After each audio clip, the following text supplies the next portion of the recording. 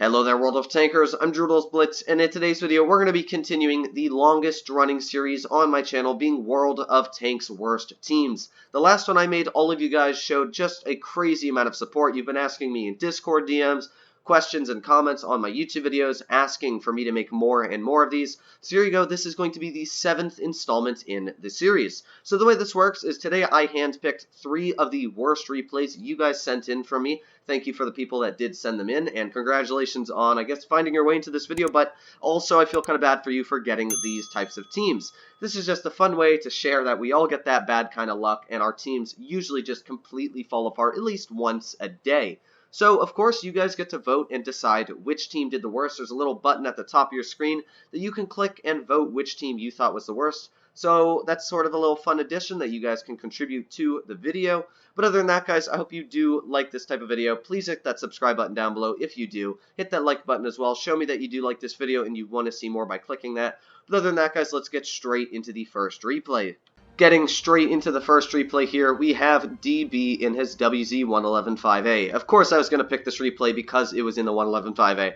No, but it was a very, very good replay because DB here showed some really, really good thinking. He pays attention to the minimap, he knows where to go, and he plays his tank very, very well. Unfortunately, his team doesn't want to work well with that. They want to counter every move he makes by making his team inevitably lose. So right off the bat, he's being smart. He's reading the lineup, and he's noticing right off the bat that only one of his medium tanks went medium, which is kind of odd because if we pause it really quick, he has a Sheridan and a standard B. Now, the reason they're not pushing medium, I have no clue, because that's one of the most important things in the entire game, is pushing to a medium spot on a map that really, really affects the outcome when you push medium. As I said in my map rundown video talking about Falls Creek, if you have the advantage on medium side, you need to push there because you're instantly going to win. You can see the Leopard even knows, hey, we've lost already. So you look at the lineup, and their team has 2 fast tanks. They've got a Sheridan and a Leopard. And it's even a stock Leopard that they have, we find out later. So the standard B that was stock would have easily clashed with that Leopard. As well, his team has the Sheridan and the Leopard, so they would have easily won the encounter. But because of that, his team's already off on the wrong foot. Then you'll notice, his Leopard's probably going to get taken out very quickly. As we can see, the grill already slams a shell in. Then we have the Sheridan over there. He is going to be overrun very, very quickly. And unfortunately, his Leopard gets stripped right of the game in the first, minute. So Leopard's already taken out. So now DB is noticing, I got to get out of here. He was trying to push over to the medium side because, of course, the mediums didn't push to the medium side other than the Leopard, which tried to do his job. Probably didn't think they were going that way after nobody was spotted, and then, whoops, ran right into their entire team. So an unfortunate low roll there for 398. DB's still trying to think of what to do here because he's got the Leopard over to the side, but unfortunately, runs into a Jagdtiger. And yeah, you don't really want to mess with the Jagdtiger, especially when they put on adrenaline. That is over 4,000 damage per minute that tank is pumping out right now. So DB is stuck separated from his team. He can't fight that Jagdtiger because, of course, the Jagdtiger can easily pen him, and it will rip him apart. And if we take a look over to the heavy side, well, his heavies are just being ripped apart. His E100 has not done any damage yet, and it's literally just taking hit points. He's lost 1,700 hit points right off the bat. Now, unfortunately, he did not shoot an HE shell there, but using some statistics, you should easily be able to finish off the Leopard anyway, so I guess it was smart not taking the risk of bouncing the HE or messing it up. So here we go. No, it doesn't get that shell into the Leopard, but we're looking back at the, we look back at our team, and unfortunately, yeah, it's looking really, really dire. Now we've got the standard B, and by the way, that Sheridan, if you've noticed, has not moved at all. So the Sheridan, pretty much what he did was moved about 50 meters right at the beginning of the game, and then decided, you know what, I want to get a cup of tea and just watch this match and see what happens. So, of course, his Sheridan has not helped the team at all. Over here, DB has not only killed the Leopard, but now he's going to kill the Sheridan. So he is literally stopping the entire medium flank. The issue is that they have the grill. And if you'll notice, the grill has already racked up 2 kills. He's already killed the Leopard, and as well, that grill is continuing on his murderous rampage, probably shooting the heavy tanks in the side right from the middle of the map. And because, of course, there's no medium tanks to stop that grill from doing that, well, the grill has probably racked up fair amounts of damage. And looking over, we've got the ST1 who's now going to be finished off, and unfortunately, the Object 268 is going to be soon to follow. So looking at this game, you probably noticed, yeah, his team was really, really bad. And DB did some really good thinking. He was like, okay, I need to help out my Leopard because my Leopard is going to fall apart if I don't rush over here. And while it did work, he managed to stop an entire flank, and a 1 versus 2 at that. Unfortunately, his team just could not hold, which is weird to think because they literally had the advantage on the heavy side. You'd think that they would easily be able to push over on the heavy side, judging that they had a 5-to-3 ratio, but for some reason they didn't. So there you go, taken right out by that 111-5A. Unfortunately, a 111-5A killed a 111-5A. One of them is going to die. So there we go, 3,200 damage, a very, very nice amount for the tank. As you can see, his 268 wasn't a bad player, and neither was the ST1. The ST1 was actually able to get out a decent amount of damage.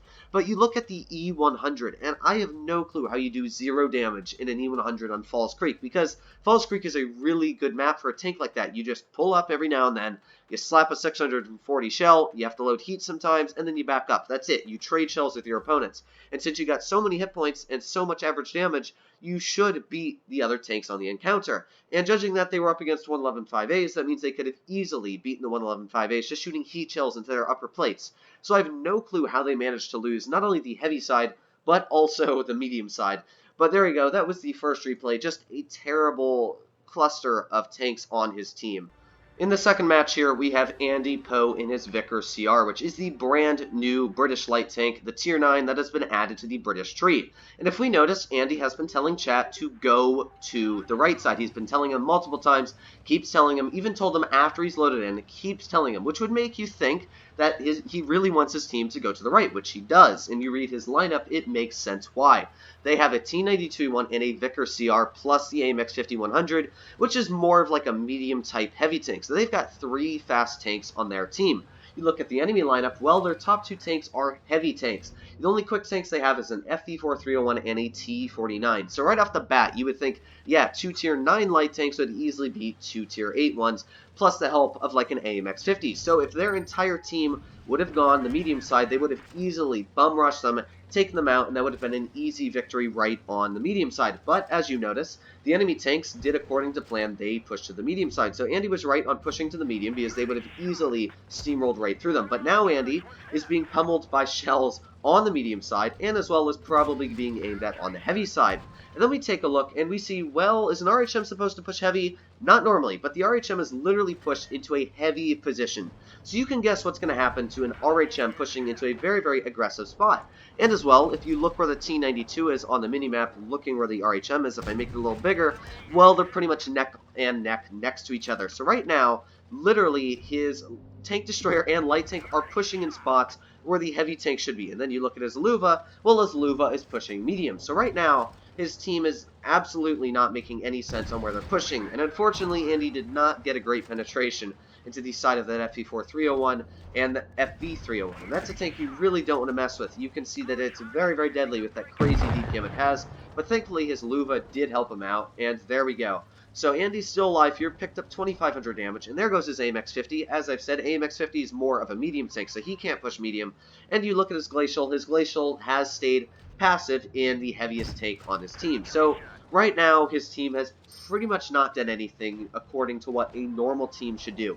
The only player on his team that actually makes sense is the Yag Panther, because he stayed at the back, he ran like a tank destroyer and did the right thing. You look at the T92, well, he just died fighting an M103 in a heavy tank position. The Luva, push medium side, is now probably going to die from the RHM or something like that. It just doesn't make sense. You'd think it'd be very, very simple to learn your roles of a tank. It's one of the first things Blitz ever teaches you. While Blitz tutorial may suck, you'd think once you're at tier 8, you've actually played the game, you've ground up the line. That guy's a T92-1. He didn't buy that, can't buy that tank, and he still wasn't smart enough to realize, hey, I'm in a light tank, maybe I should go to the light spot. But no, he went to the heavy side and decided to fight an M103.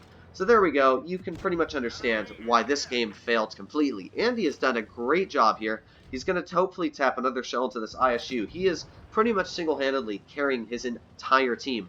But unfortunately, Supremacy always ruins the day. I personally hate Supremacy for this single reason, and that's because you can't carry a match when they have 3 bases captured, and while I thought that M103 was going to do it, but as you can see, Andy unfortunately is not going to be able to carry a game when they're at 995 on the base capture.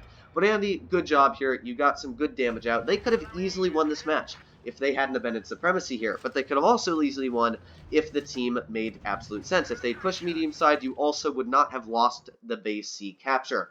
So there you go. Andy did a great job there. Nice job on the 4,700 damage, but yeah, like what? The T-92E1, the most overpowered tank on their entire team, did worst on the team. AMX-50, as I said, can't push heavy, so he died, and as well the RHM tried pushing to the heavy spot and died as well. So his team made absolutely no sense what they did. There was no correlation. There was no teamwork. Andy tried to get his team to go to the right way, asked them probably 10 times in chat, and they still completely ignored him. So yeah, this team absolutely deserves to lose right off of the bat. But good job to Andy for 4,700 in the Vickers.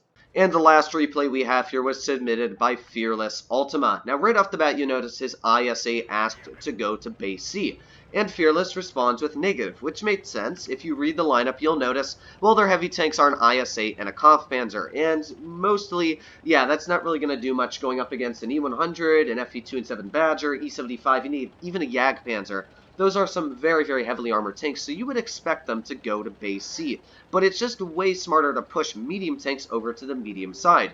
Now, if you notice, base B is being captured right off the bat. And this is something I noticed because you'll notice that the Kampfpanzer did not see that at all because he drives right across. And if you look at their lineup, the only tank that would probably be fast enough to get into base B that quick and start capping it, well, would either be the WZ-120 or the T-92, and it turns out that both of them were over in that spot, and because of that, he's already going to lose 600 of his hit points and another 400, so he's already lost 1,000 hit points, pushing right into that aggressive position.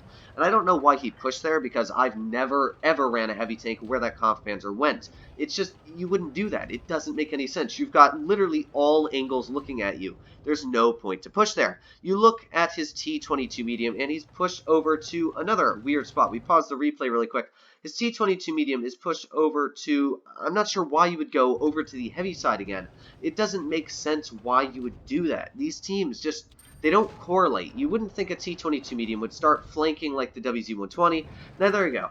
Fearless gets a beautiful shot right across the map into the WZ-120. One really nice thing about the 263 is the crazy damage per minute. It has the most in every single tier 10 game, 3,800 if you're running Gunrammer, which is a crazy amount. But unfortunately, as we guessed, yeah, his Kampfpanzer is already taken out, and unfortunately his M60 is not in a hull down position. I would normally run my M60 about where the base capture is base A, because that's usually a smart position to go to. But here we go, the T-22 medium is now flanking the heavy tanks, but the thing is that not everybody is spotted on the enemy team, and as we notice, the enemy team only has 4 vehicles spotted over at base B, and yeah, there we go, an E75 that was undetected slams a shell right across the map into one of his teammates, being the M60, and now the T-22 medium has just been ripped apart of all of his hit points, and the Badger finishes him off. So, yeah, it really hasn't panned out well for his team, as you can see. It is a 4 versus 4, though, and the Badger does not have a lot of health. We've got the 263 here. Fearless is still full hit points, so he should easily be able to take out this Badger, get one shell tapped into him, and then let's see if he can finish off the Badger. Got nice standard pen, and there you go. Badger's taken out, but they still have full hit point tanks. The AMX-50B obviously capped base C, and so did the E100 over there, which makes sense because you would probably push your very heavily armored tanks over to the heavy spot. Unfortunately, his team just did not do the best of jobs. Now that grill took way too long to tap that shell into the E75, and now that grill is driving forwards. I would have just backed up behind the rock, but unfortunately, the E75 is able to tap a shell into the grill, most likely a high explosive, and the enemy E100 is able to tap another shell in. And as we can see, once again, base capture is something that is extremely important in Blitz. And the enemy team managed to capture 2 bases. They got base C captured and base B. So while that T-22 medium did all that flanking and all that weird stuff, he could have just easily sat in like the B capture behind the building there, capped it out, and they could have won this game. But unfortunately, and I don't think they would have won either way, because you can see Fearless here just doesn't have enough hit points to really win the game. Even if he does finish off this guy here, I don't think they would have been able to finish it off. But yeah, there you go. You can see this was another very, very sad defeat, because Fearless did an excellent job. He did 4,937 damage, 100% did his role on the battlefield, if not twice as much as he needed to do. And this team didn't do that bad on the damage. The sad thing was, though, he said that all of his teammates were pretty much below 50%. Now, unfortunately, it's not actually letting me look at them for some reason.